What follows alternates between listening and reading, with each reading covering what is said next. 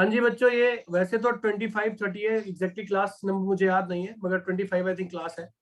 ये इंटीग्रेशन का टॉपिक है, आप सभी को पता है, चैप्टर नंबर 7 और 11 का ये इंट्रोडक्शन पार्ट है।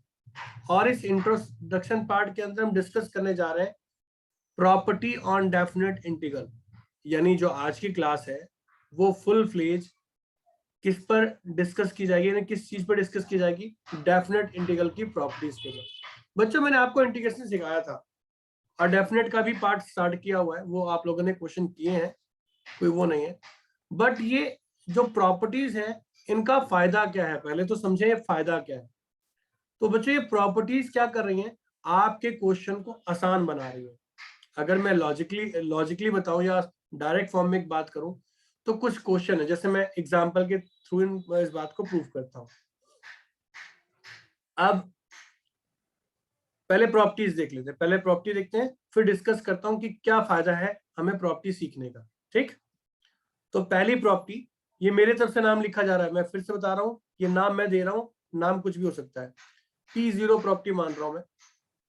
और पहली प्रॉपर्टी क्या कहती है, कहती है A to B अगर लिखा है और यहाँ fx लिखा है, क्या लिखा है, fx dx लिखा है, क्या लिखा है बच्चों, fx dx। हाँ जी बच्चों, तो प्रॉपर्टी क्या है, प्रॉपर्टी क्या है, A to B fx dx equal to fab ft dt। यानी इस प्रॉपर्टी से हमें ये बात समझ में आ रही है कि अगर मैं यहाँ पर ध्यान दीजिएगा, मैं यहाँ पर fx dx लेता हूं, क्या लेता हूं, fx dx, और यहाँ ft dt लेता हूं, तो भी दोनों का रिजल्ट क्या होगा, सेम। यानी वेरिएबल बदलने पर, लिमिट सेम है तो लिमिट क्या है, सेम है, तो वेरिएबल बदलने पर भी उसके रिजल्ट पे कोई फर्क नहीं पड़ता। ठीक, उसके रिजल्ट पे फर्क नहीं पड़ता है।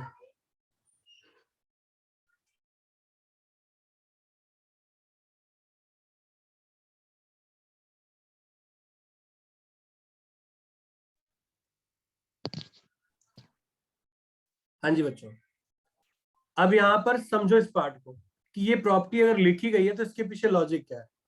अब मान लीजिए मैं ना आपके फंक्शन को समझाने के लिए, प्रॉपर्टी को, ये एग्जांपल के लिए, फॉर एग्जांपल ध्यान से समझिएगा, मैं एक क्वेश्चन लिख रहा हूं, एक्स स्क्वायर ले रहा हूं dx, यहाँ लिमिट ले रहा हूं 1 से लेकर या 0 से लेकर, कोई भी इजी क्वेश्चन बना लेते हैं 2। और मैं ये कहना चाह रहा हूं कि अगर मैं 0 से 2 टी स्क्वायर dt लूं तो आंसर सेम होना चाहिए।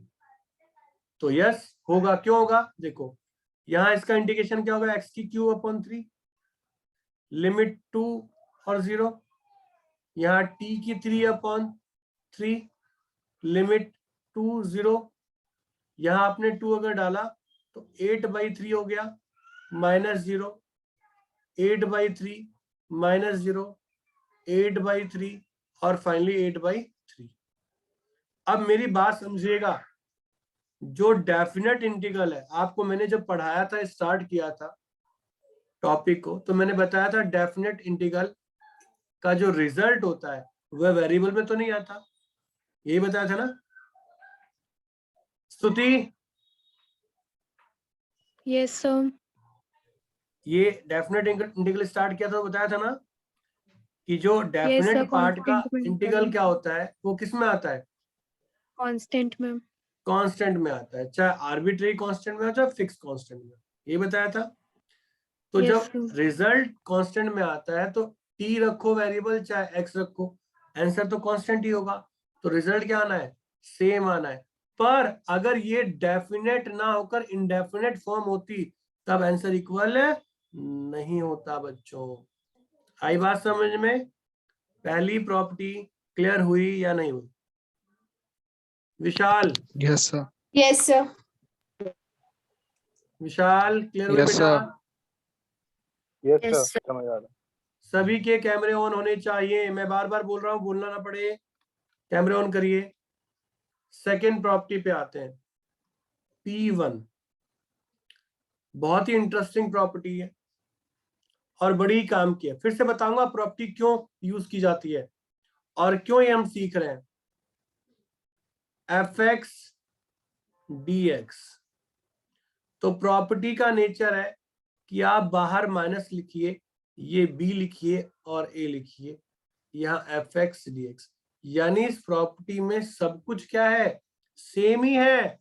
बस क्या चेंज हुआ, इसका लिमिट पॉइंट चेंज हो गया। क्या हो गया बेटा, इसका लिमिट पॉइंट चेंज हो गया। बात समझ में आई सभी को या नहीं आई, जल्दी बोलो। Yes, sir. अब क्यों Yes, ऐसा sir. किया गया, इसके पीछे क्या लॉजिक है, समझते हैं।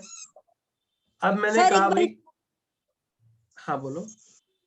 सर एक बार अभी दोबारा समझा दो। मैंने कुछ भी नहीं किया, सिर्फ लिमिट चेंज कर दी। देखो, इस a की जगह b कर दिया, इस b की जगह a कर दिया। अगर आप लिमिट को रिप्लेस कर देते हैं तो बाहर नेगेटिव का इफेक्ट आता है। किसका इफेक्ट आता है, नेगेटिव का इफेक्ट आता है। इतनी बात क्लियर है। क्यों है वो समझ लेते हैं। मैंने आपको एग्जांपल दिया था कि मैं ना fx को क्या मानता हूं, dy/dx मानता हूं, यही बात कहा था। और जो इंटीग्रेशन ऑफ fx था एग्जांपल की फॉर्म में, तो उसे मैं क्या मानता हूं, y मानता हूं, या कैपिटल fx लिखता हूं।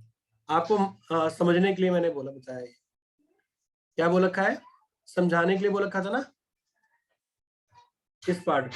इस पार्ट को मैंने आपके एग्जांपल के तौर पे लिया, बाकी कुछ नहीं है इसका लॉजिक। ठीक, अब समझिएगा। अब अगर मैं इस पार्ट का इंटीग्रेशन करता हूं तो मेरे पास fx आ जाएगा कैपिटल का, ये b है, ये a है। और अगर इसमें मैं fb माइनस fa करूं तो बच्चों आपका ये पार्ट तो क्लियर हुआ, यहां तक समझ में आया नहीं आया, बताओ जल्दी, हाँ या ना। Yes, sir. Yes sir. और अगर मैं इसी पार्ट को माइनस कॉमन निकाल लूं यहां से, तो ये क्या होगा, fa माइनस fb होगा, हाँ या ना, जल्दी बताओ। Yes, sir. Very good, reply चलता रहेगा, मुझे मजा आएगा। ये किसका बना होगा, एफ एक्स का a टू b बना होगा ना, a से b बना होगा ना, हाँ या ना। Yes Yes, sir. sir. अगर मैं फंक्शन में देखूं लिमिट में, तो ये b है और ये a है, और ये किसका fx है, स्मॉल fx। तो आपको ऐसा नहीं लग रहा कि नेगेटिव करने के बाद क्या होता है, लिमिट को रिप्लेस कर सकते हैं, हम आगे पीछे कर सकते हैं। सभी को बात क्लियर हुई या नहीं हुई। Yes Yes, sir. sir. तो प्रॉपर्टी क्लियर हुई सेकंड वाली, जिसे P1 नाम दिया है मैंने। सभी को प्रॉपर्टी क्लियर है या नहीं है, अगर नहीं है तो प्लीज कंफर्म करो, मुझे Yes, sir, रिप्लाई मिलने clear. चाहिए सभी के। ठीक, अगली प्रॉपर्टी है P2 के नाम से। ओके, अब P2 की जो प्रॉपर्टी है, इस प्रॉपर्टी से मैं क्वेश्चन शुरू करूंगा। मतलब हम क्या सीखने वाले हैं, हम प्रॉपर्टी भी सीखेंगे और उस प्रॉपर्टी के बेस पे जो एक्सरसाइज या मिसलेनियस में क्वेश्चन है वो दोनों एक साथ सीखेंगे। ठीक है, अदिति चौहान, टॉपिक क्लियर हुआ या नहीं हुआ, Yes, sir. समझ में आ रहा है या नहीं आ Yes, रहा है? sir. आ रहा है। Yes, हम sir. क्या करेंगे, सर आ हम रहा ना- है, वो स्कूल में भी हो चुका है इसलिए। अच्छा चलिए ठीक है, वेरी गुड। तो अभी हम क्या करेंगे, प्रॉपर्टी सीखेंगे और प्रॉपर्टी को इमीडिएट इफेक्ट के साथ उस प्रॉपर्टी से रिलेटेड क्वेश्चन, जो या तो वो एक्सरसाइज में हो चाहे मिसलेनियस में हो, हर जगह से ढूंढकर उन क्वेश्चनों को क्लिक करेंगे। ठीक, एक एक प्रॉपर्टी सीखते ना। तो अगली जो प्रॉपर्टी है उसे हम ब्रेकिंग प्रॉपर्टी कहते हैं। ये मैं अपने तरीके से लिख रहा हूं, फिर से समझा दूं। ब्रेकिंग प्रॉपर्टी, इसको आप कैसे ब्रेक करोगे, एफ बी से लेकर फिर बी से सी तक, F x plus F x, यहाँ dx, यहाँ dx। स्पेशल जो बात है यहाँ पर, ए बी और सी, इस नेचर में। अब सर ये ब्रेक कैसे कर दिया आपने, कैसे टुकड़े कर दिए इसके, और किन क्वेश्चनों में इनके टुकड़े किए जाते हैं वो हमें बताइए। तो हम उन क्वेश्चनों को सीखेंगे, उन क्वेश्चनों को यहां देखेंगे। ठीक, तो अब मैं आपको बता दूं, जितने भी यहां देखो एक्सरसाइज दिखा रहा हूं मैं आप लोगों को, ठीक है।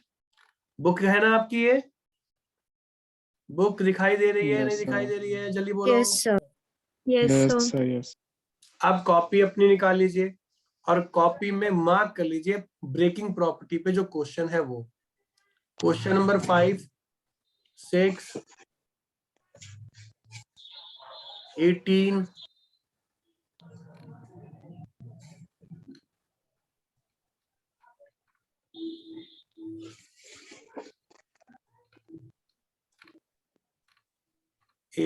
के बाद यहाँ ब्रेकिंग है, आई थिंक नहीं, ये रहा 18 के बाद एग्जाम्पल 30,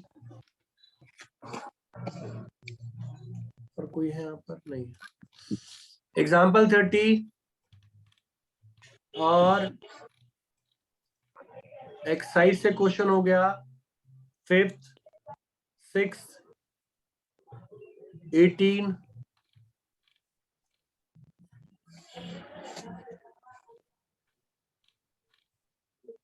और बच्चों this is a very very important question of breaking property, example number 43, very very important.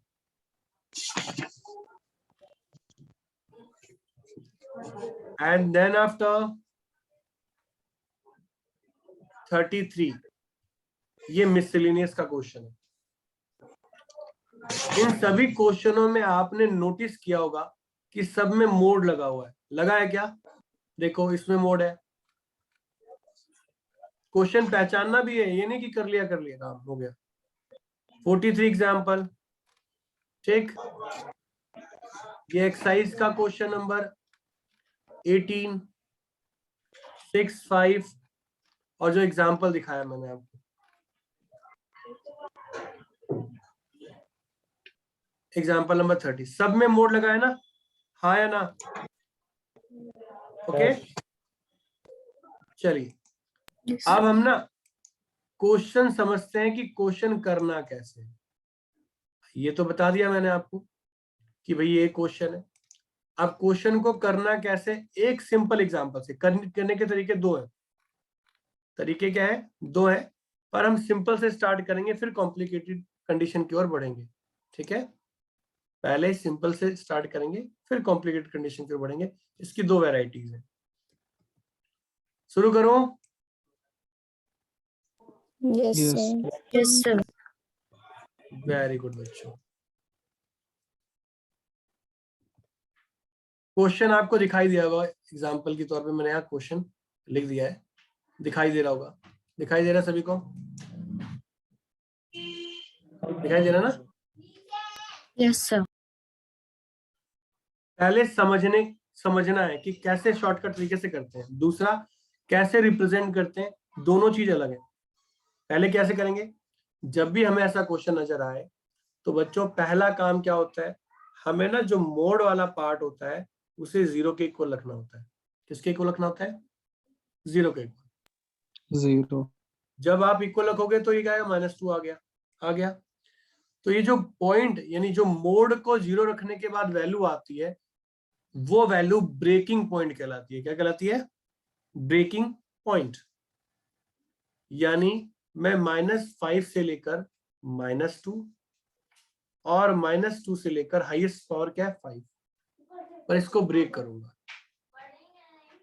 ठीक, अब ध्यान देना, मैं इस मोड को, हाँ बोलिए। सर हमें कैसे पता चलेगा कि हमें इस क्वेश्चन में ब्रेकिंग पॉइंट यूज करना है?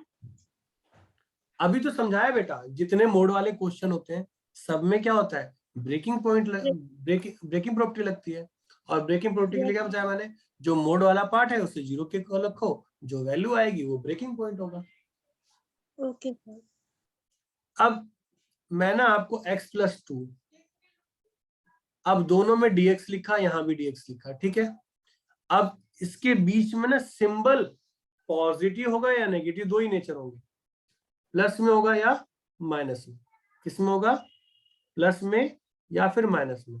इसको आइडेंटिफाई कैसे किया जाएगा, कैसे हम इसे समझेंगे, पहले वो समझते हैं और फिर रिप्रेजेंट कैसे करते हैं, फिर उसके बाद में समझेंगे। यहां तक किसी बच्चे को कोई कंफ्यूजन है तो बताओ। No sir. No, sir. दोनों पार्ट में मैंने, देखो यहां ध्यान दो, यहां भी और यहां भी मैंने बिना मोड के लिखा है।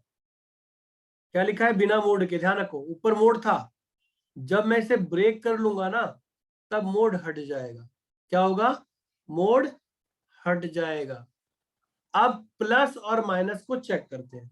एक बात बताओ, किसी भी मैंने कहा किसी भी पार्ट, जैसे मैं बात करता हूँ, कोई लेंथ कभी नेगेटिव हो सकती है क्या? लेंथ कभी नेगेटिव हो सकती है? No, sir. Sir. Area? No, sir. No, नहीं। sir. तो एक्चुअल में इंटीग्रेशन क्या कर रहा है? एक्युमुलेट करता है, इकट्ठा करता है। तो जैसे एरिया, लेंथ या किसी की हाइट नेगेटिव नहीं हो सकती, वैसे इसका पार्ट भी क्या हो सकता है? नेगेटिव नहीं आता है। और अगर वो नेगेटिव आ रहा होता है तो हम उसे क्या बनाते हैं? पॉजिटिव बनाते हैं। ऐसा क्यों? तो इसका जवाब दूंगा अगले चैप्टर में, जिसमें हम एरिया ऑफ बाउंडेड पढ़ेंगे। वहां मैं बताऊंगा ऐसा क्यों कहा गया। ये आप ध्यान रखना, वहां डिस्कस करेंगे प्रॉपर फॉर्म में। अब पहली बात है कि मैं ना कैसे करूंगा, इसके साइन का पता कैसे करूंगा। तो साइन का पता कैसे करना है, ध्यान से सुनिएगा बच्चों। ये जो -2 है और ये जो -5 है, ये दो वैल्यू है ना, इन दोनों के बीच का कोई भी पॉइंट, -5 से लेकर -2 के बीच की कोई भी वैल्यू मुझे बताओ, क्या आएगी इसके बीच में? -3, -4, कुछ भी लिखता हूं। मैं क्या करूंगा, इस जो फंक्शन की बात कर रहे हैं x+2 जिसकी बात कर रहे हैं, यहाँ जो दिया हुआ था फंक्शन, इस फंक्शन में उसकी वैल्यू डालूंगा। क्या करूंगा? वो वैल्यू डालूंगा। अगर मैं वैल्यू डालता हूँ -3 तो +2 कितना हो गया? -1। या मैं -4 डालूं तो भी क्या आएगा? -2। मुझे इस 1 और 2 से कोई मतलब नहीं है। इसका जो रिजल्ट आया वो किस फॉर्म में आया? पॉजिटिव में या नेगेटिव में? Negative. नेगेटिव में। तो आप ना इसके बाहर साइन लगा दोगे नेगेटिव का। आई बात समझ में? हाँ या ना? Yes, sir. अगले के लिए भी फंक्शन यही है, अगले के लिए फंक्शन यही है। मैं -2 और 5, -2 और -5, इसके बीच की कोई भी वैल्यू बताओ। 0 मान लो, -1 कुछ भी मान लो। तो आप अगर 0 लेते हो तो कितना आ रहा है? 2 आ रहा है। -1 लेते हो तब भी प्लस का 1 आएगा, है ना? Yes, sir. तो कुछ भी आप डाल रहे हो तो हर वैल्यू क्या आ रही है? पॉजिटिव आ रही है ना, Positive. इसीलिए प्लस। ठीक। अभी सर आपने हमें ना एक बात समझाई थी। क्या समझाई थी? आपने समझाया जब इंटीग्रेशन नेगेटिव हो ही नहीं सकता, इंटीग्रेशन जब नेगेटिव हो ही नहीं सकता तो आपने माइनस का साइन यहां क्यों लगाया?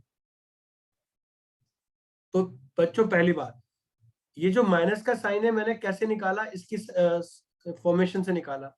मुझे पता है कि इसका इंटीग्रेशन की वैल्यू क्या आ रही है? नेगेटिव आ रही है, इसीलिए बाहर माइनस लगा दिया, जिससे कि क्या बन जाए? वो पॉजिटिव बन जाए। जैसे आप जानते हो कि -2 का मोड क्या होता है? 2 होता है, और 2 का मोड भी क्या होता है? 2 होता है। तो अभी हमें क्या पता है कि मुझे तो मालूम है भाई ये -2 है, तो इसे पॉजिटिव बनाना है तो क्या करूंगा? मैं माइनस का साइन लगाऊंगा। आई बात समझ में? नहीं आई? Yes, sir. Yes sir. Okay. Vishal ji समझ में आ रही है बात या नहीं आ रही है? यस सर, आ रहा है। किसी और बच्चे को कोई दिक्कत यहां तक? अब आप क्या करेंगे? इसका इंटीग्रेशन करेंगे। तो इंटीग्रेशन क्या होगा?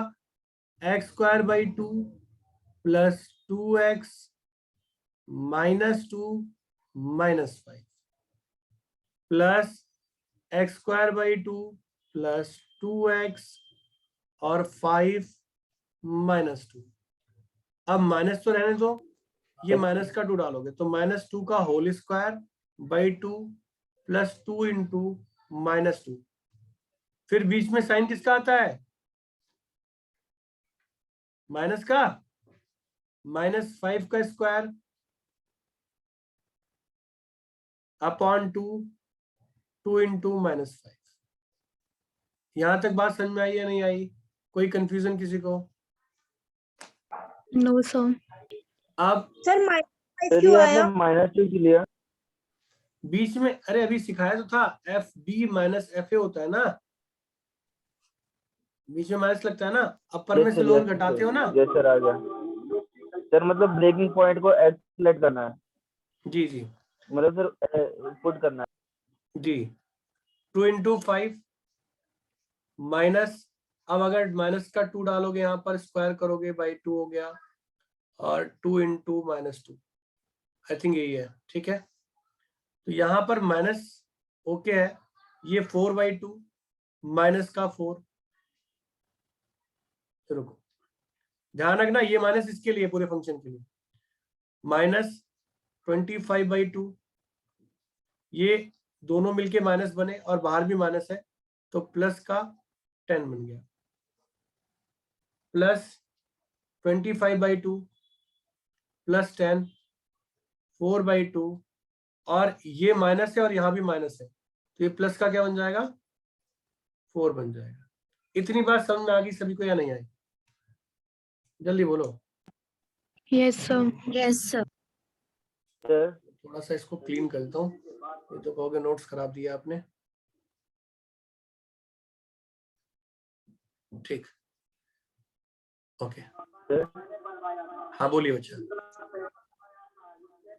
सर ब्रेकिंग पॉइंट का -2 था ना, तो सर हमने वहाँ पे -5 स्क्वायर क्यों लिया सर सेकंड लास्ट स्टेप में?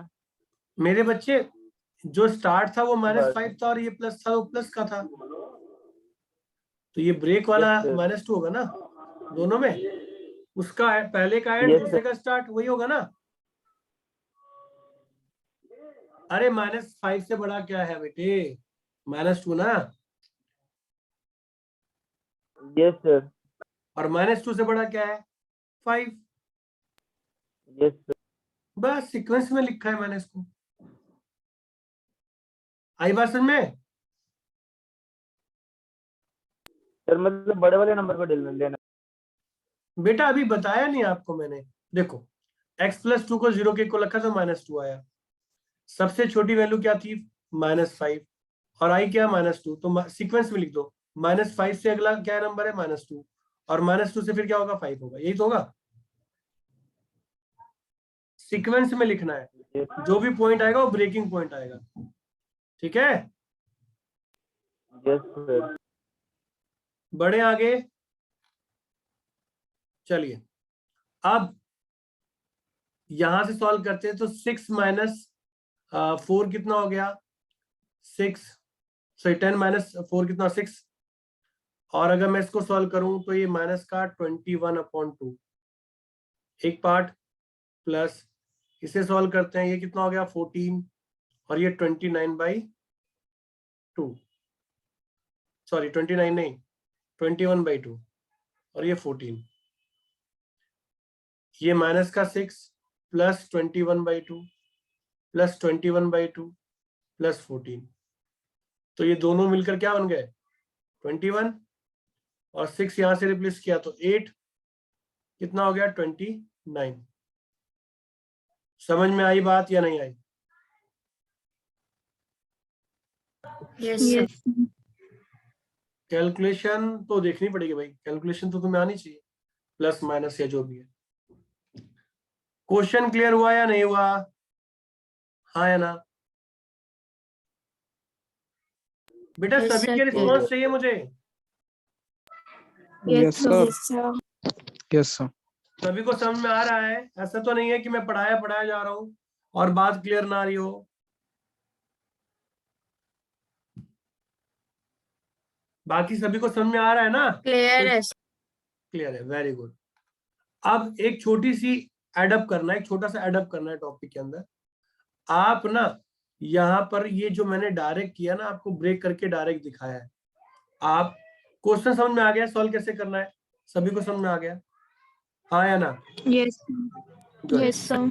अब आपने एक छोटा सा काम और करना है कि आपको एक एडिशनल पार्ट शो करना है बिफोर इंटीग्रेशन। कैसे लिखोगे? ध्यान से देखो, आप क्या करेंगे, आप इसको ऐसे लिखेंगे। आप यहां पर क्या करेंगे, इसे ऐसे लिखेंगे fx माइनस x प्लस 2, ये वाला पार्ट, ये और ये माइनस, और यहां पर if, ध्यान दीजिएगा, -5 से लेकर -2 और x प्लस 2 if -2 से लेकर 5 तक, ये आपको मेंशन करना पड़ेगा। बच्चों ये बात समझ में आई है नहीं आई? ध्यान दो, ये जो इंटरवल मैंने लिखा है मेरे प्यारे बच्चों, मेरी वॉइस आ रही है सभी को या नहीं आ रही है? Yes sir. Yes, sir. Yes, sir. ध्यान दो, यहाँ पर जो इंटरवल वाला पार्ट था ना, ये और साइन दोनों मुझे यहाँ लिखने पड़ेंगे और मुझे इंटरवल दिखाना पड़ेगा -5 से लेकर -2, तो मैंने -5 से लेकर -2 दिखाया। इसी चीज को यहाँ पर फंक्शन की फॉर्म में शो करके दिखाना पड़ेगा। इफ x प्लस 2 यानी ये वाला पार्ट, जब लिमिट क्या हो, -2 से लेकर 5 हो, -2 से लेकर 5 तक। बात समझ में आ गई कैसे लिखा मैंने ये? हाँ या ना? अरे ये कैसे लिखा, समझ में आया? Yes, sir. अब दूसरी Yes, बात, sir. Yes sir. यहाँ ना मैंने क्लोज इंटरवल डाल रखा है, देखो ध्यान से, और यहाँ भी क्लोज इंटरवल डाल रखा है, डाला है ना? -5 पर और 5 पे क्लोज इंटरवल डालना है। क्यों? क्योंकि इसका स्टार्टिंग पॉइंट भी -5 था और एंड पॉइंट क्या था, 5 था। तो जो स्टार्टिंग पॉइंट जो एंड पॉइंट होगा वो हमेशा किस में होगा, क्लोज इंटरवल में। बात समझ में आई या नहीं आई? अरे बात समझ में आई नहीं आई? अब आपको बता दूं, आपने पूरा क्वेश्चन सही कर दिया हो Yes, sir. और ये पार्ट नहीं लिखा हो तो आपके 1 मार्क्स उड़ा दिए जाएंगे। अगर 4 मार्क्स का क्वेश्चन आ रखा है तो आपको सिर्फ 3 ही मार्क्स मिलेंगे, सिर्फ ये फंक्शन ना लिखने का। तो आप थोड़ा सा स्पेस छोड़ के चलोगे, जिस ट्रिक से मैंने ब्रेक करना सिखाया वैसे लिखोगे और फिर वहां से उठा के यहाँ फंक्शन बना के दिखा दोगे। आई बात समझ में या नहीं आई? Yes, sir. सभी बच्चों को ये बात क्लियर हो गई या नहीं हुई, बताओ? Yes, sir. Yes, sir. Yes, sir. विशाल, सलोनी, शारदा, श्रद्धा, शारदा नहीं, आशना, साक्षी, प्लीज रिप्लाई करते रहो। Aditi Chauhan, Yes, sir. Stuti, Yes, sir. Very good. अगर आपको ये पार्ट समझ में आ गया, यहाँ तक कोई समस्या नहीं है, कोई दिक्कत नहीं है, तो we will continue right now. बढ़ू फिर मैं आगे बढ़ू।